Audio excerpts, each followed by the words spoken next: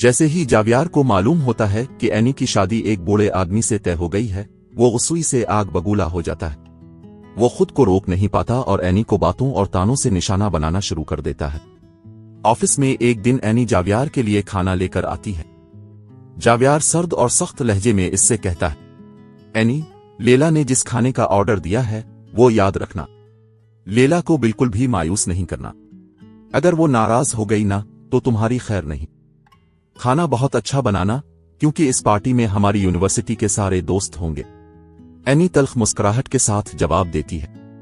جاویار، اور کیا کیا کہنا باقی ہے؟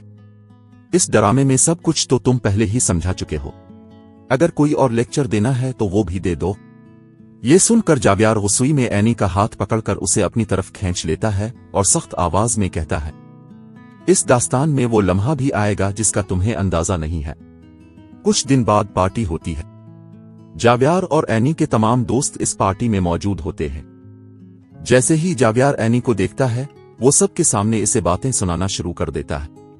وہ اینی کی سب کے سامنے شدید تذلیل کرتا ہے اور فخر سے بتاتا ہے کہ اس کے تمام دوست بہت جلد یوکے میں سیٹل ہونے والے ہیں۔ جاویار سب کے سامنے یہ بھی کہتا ہے کہ جس آدمی سے اینی کی شادی ہو رہی ہے وہ کوئی نوجوان نہیں بلکہ ایک بوڑھا شخص ہے، بلکہ سچ یہ ہے کہ وہ ایک معذور آدمی ہے۔ وہ طنزیہ انداز میں کہتا ہے کہ اینی کے لیے نہ خوبصورتی کی کوئی اہمیت ہے اور نہ ہی احساسات کی۔ دوستوں کے سامنے اپنی بے عزتی ہوتے دیکھ کر اینی کو شدید غصہ آتا ہے۔ وہ آنسوؤں کے ساتھ گھر لوٹ آتی ہے اور بہت روتی ہے۔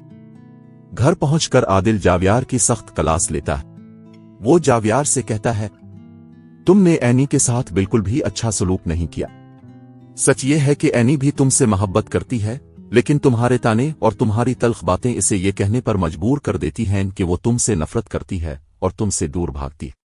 عادل مزید کہتا ہے، اگر تم چاہتے ہو کہ اینی اس بوڑھے آدمی سے شادی نہ کرے تو اس سے اپنی محبت کا اظہار کرو، ورنہ تمہارے یہ تانے اسے تم سے ہمیشہ کے لیے دور کر دیں گے۔ آخر میں سوال یہی رہ جاتا ہے، کیا جاویار اپنی سازش میں کامیاب ہو پائے گا؟